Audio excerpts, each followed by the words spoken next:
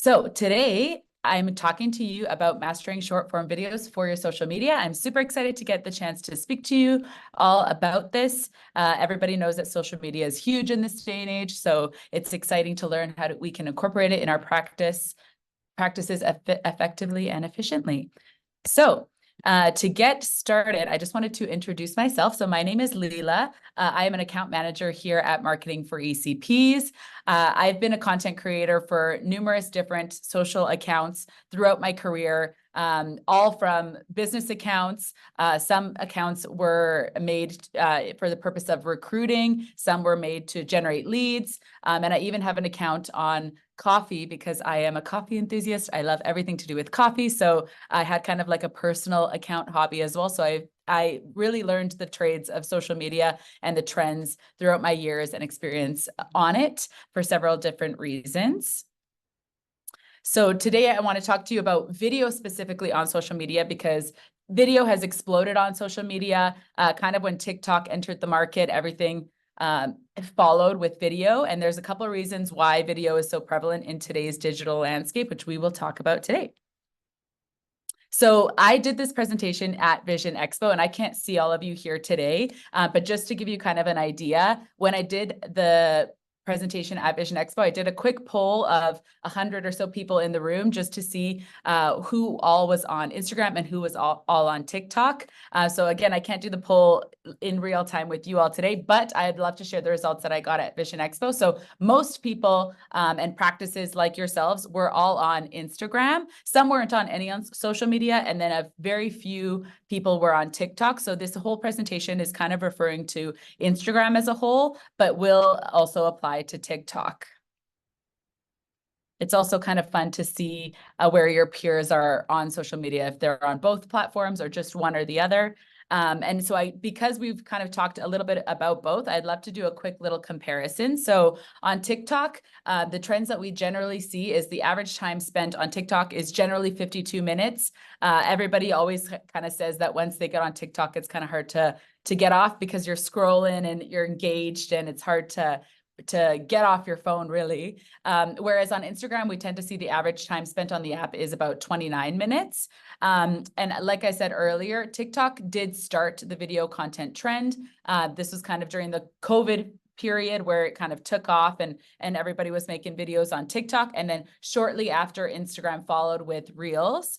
And what we've been seeing these days lately is that TikTok is being used by Gen Zs and even millennials as a learning tool. A lot of the time, what we've noticed is people will be searching questions and stuff on TikTok instead of Google even. So it's kind of coming up there in terms of a search engine, especially since you can get engaging content answering the questions that you are searching for. And Instagram in this regard isn't quite as much of a learning tool as TikTok. However, we do still see that people are searching things on Instagram as well. In terms of content style, on TikTok, we tend to see a little bit more casual content, whereas on Instagram, it's a lot more curated and put together.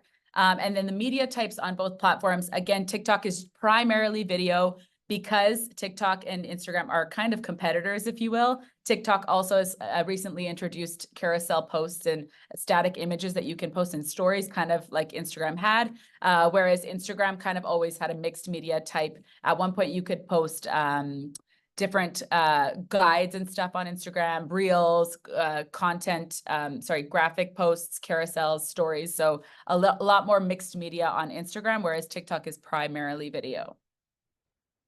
So now let's talk about how you can incorporate either one of these or both of these in your practice or where you should be posting. I always say if you're making content anyways, you may as well post it on both platforms. It doesn't hurt.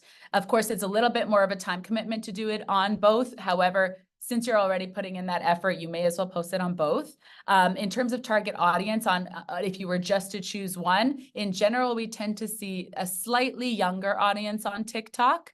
So it's kind of up to you and what the target audience that you want to target. However, it also depends on kind of the content that you're putting out as well. Instagram tends to have a lot more polished content, like I mentioned. So it's a great place for professionally branded videos and such, whereas TikTok is a lot more raw, short, flashy, and uncut videos. So if you don't want to put a lot of time in editing videos, TikTok is a great place to post them. I always say, let social media be the reason patients choose your practice. Obviously, a great website is foundational to all your marketing, but social media is your second website, and it's a great tool to have people choose your practice because you have cool content on socials. So now I wanted to talk a little bit about video and why it's kind of exploded. Video gives your brand a voice on these platforms. So it's evolved on the apps and it's always the prioritized content. When, like I mentioned, when TikTok kind of took off and Reels took off on Instagram, what we're seeing is video is always prioritized over graphic posts and carousels and all of that. Of course, it's good to post a little bit of everything, but we always see that video has the most engagement and it has the most chance to kind of get put out onto the platforms as well.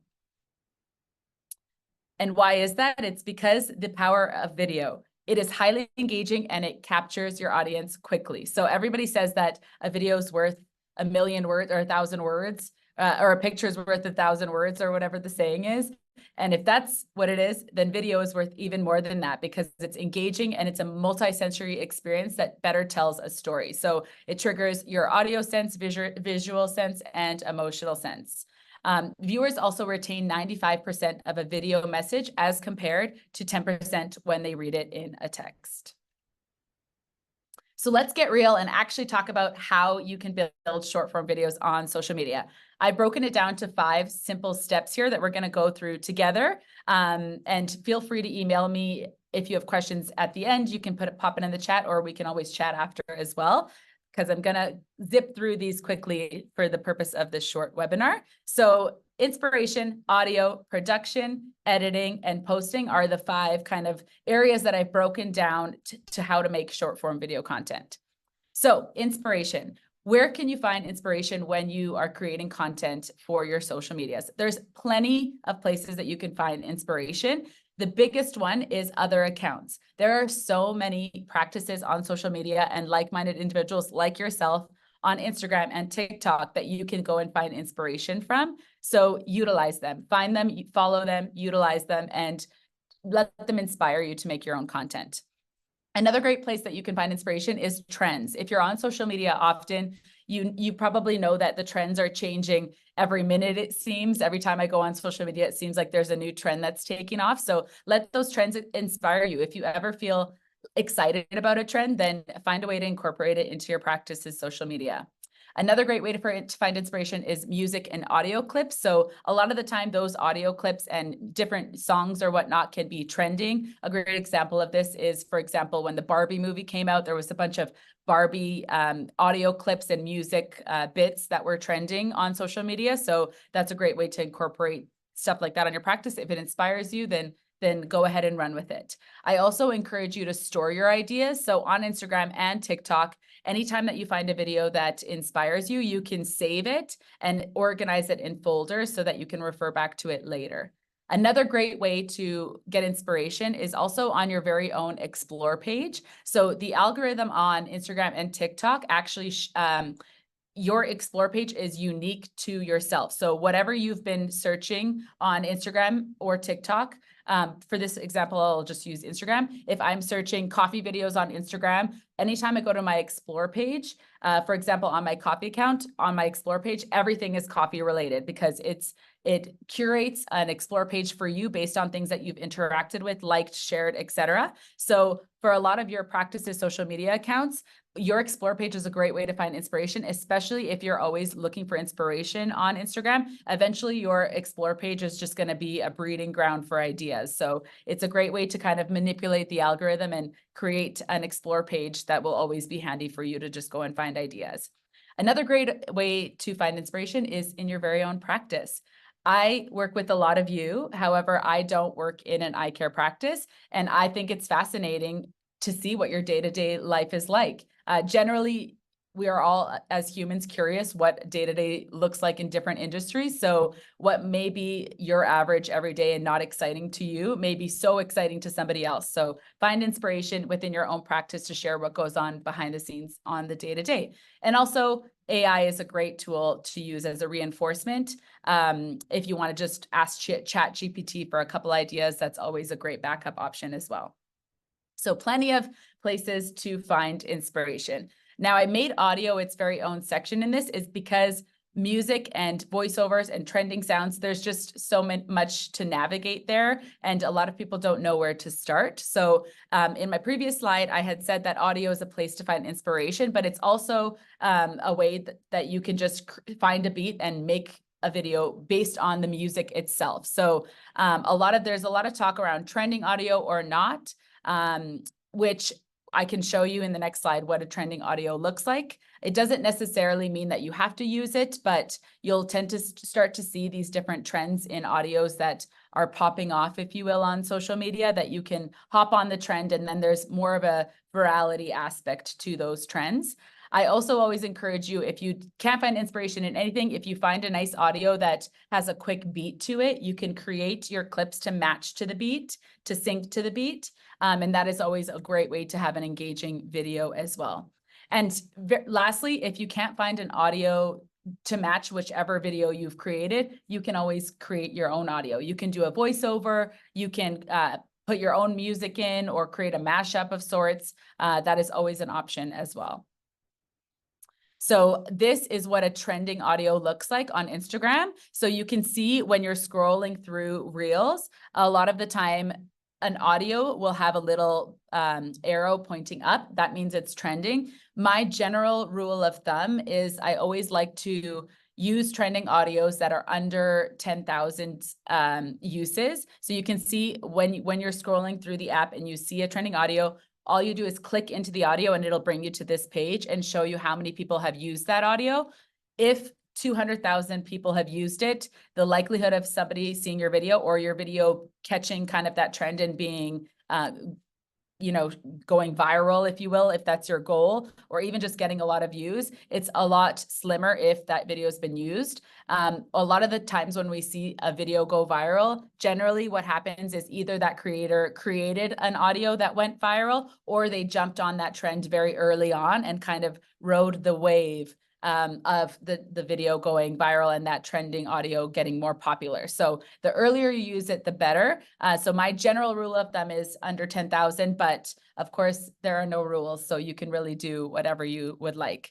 And when I spoke about moving to the beat, what you can do is screen record the audio and then put it into a editing platform. And when you extract the audio, you can kind of see, and you don't really even have to see it to know, but when you extract the audio, it's easier for me to see and for me to show you that this audio clip, it has very distinct beats that you can match clips to. So if I was creating a reel to this beat here, I would put 1, 2, 3, 4, 5 clips all syncing to the beat, because that creates engaging, fun content.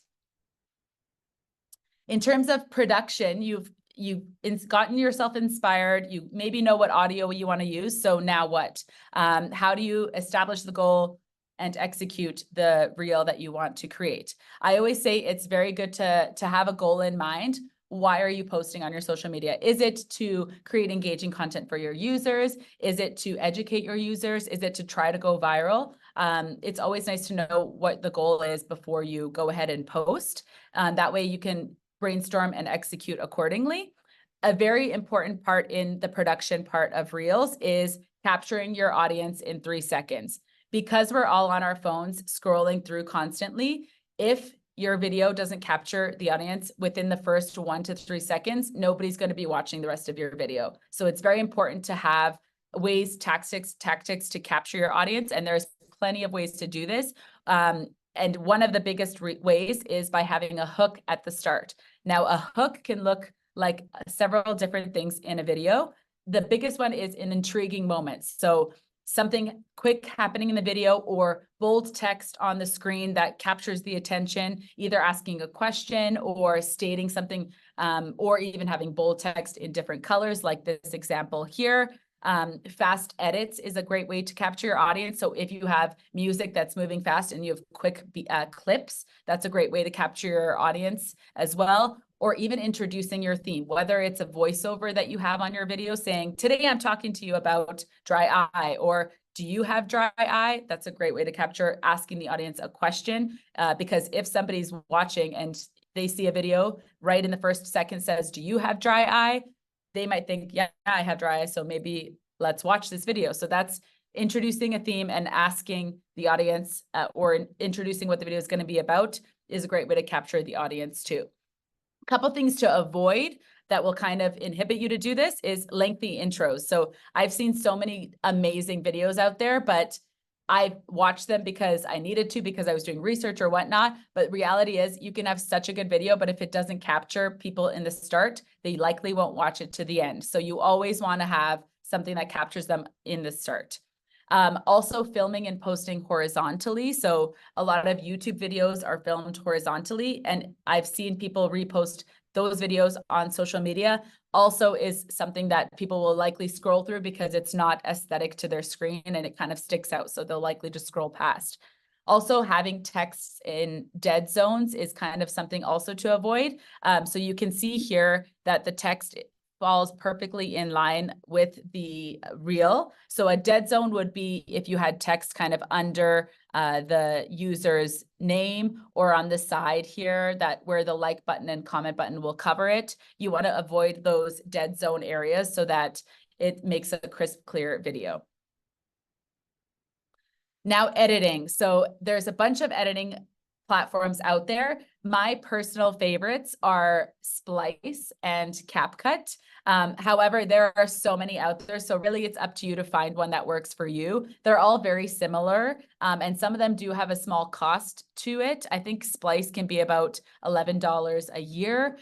So nothing crazy. Canva has also created a video editing kind of portion of their premium subscription, I believe, as well. So that's an option where you can edit different things and add your logo even and stuff. They make it super easy. But my personal favorite to edit videos is Splice. That's my go-to. Splice and CapCut are very similar. And if you actually are on TikTok, then CapCut, you can actually post directly from the app right onto TikTok. So it makes it a little bit easier. But there are a bunch of editing apps out there. So find whatever works for you.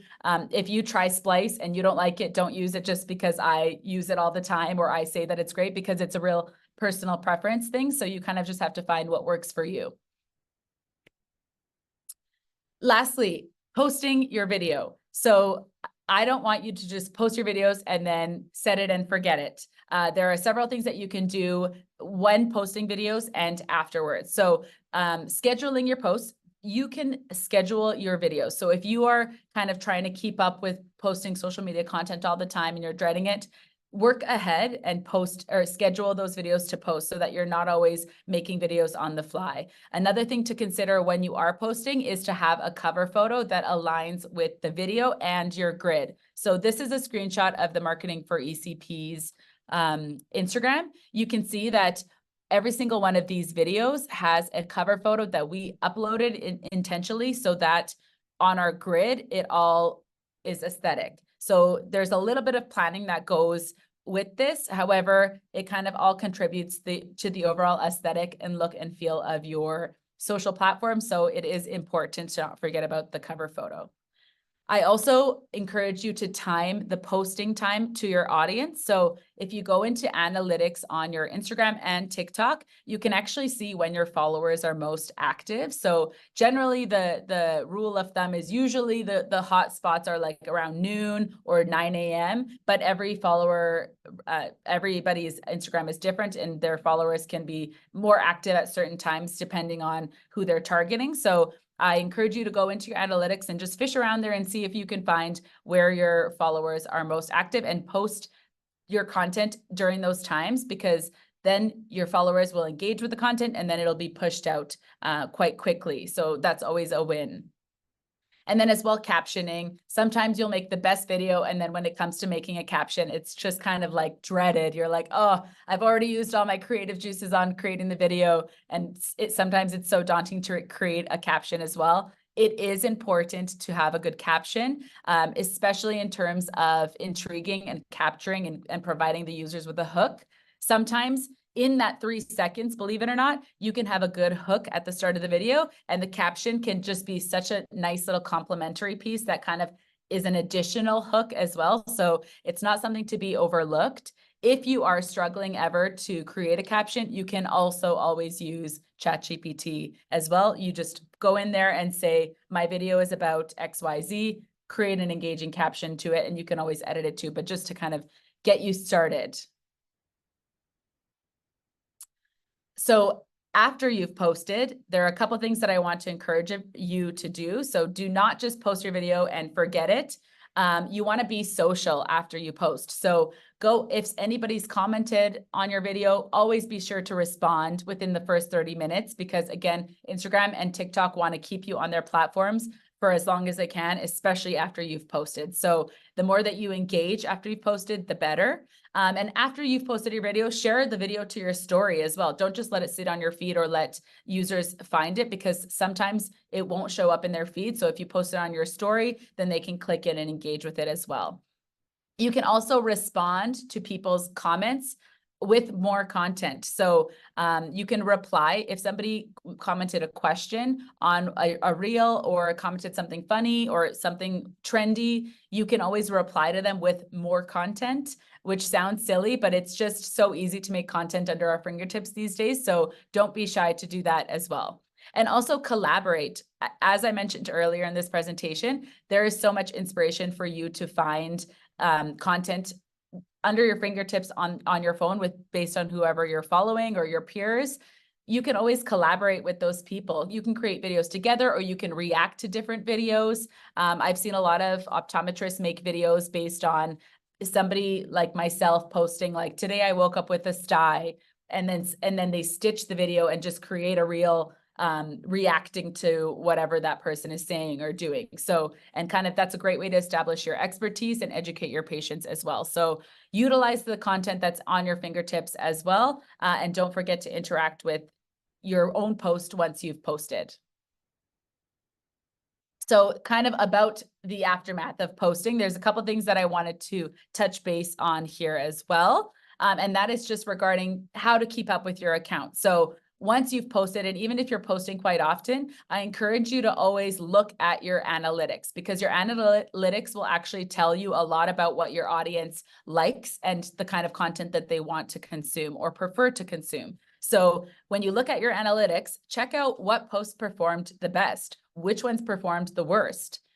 And I always like to say, audit your account, step outside of your vision and try to look at your account from a third person's perspective, or get your friend to look at or a family member to look at the account and get them to really audit it and tell you, I like this, I don't like this. And sometimes when you put yourself in that mindset, you can start to see, oh, I actually don't like this on my account, or I like this and this worked really well. And when you start to kind of combine that with the analytics and what your audience liked, then you can start to really start posting curated content that your audience will enjoy, that will do better because it's the preferred content.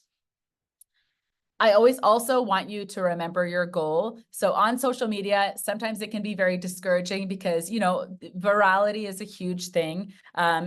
Sometimes we equate the number of views we get on a video to success, but I always want you to remember why you're on social media in the first place. You're likely not on there to get viral. You might be, but you're likely not. Is your goal to get more patients through social media? Or is it to have people talking about your brand or your practice? Or is it to connect with your current patients who might be on your social media?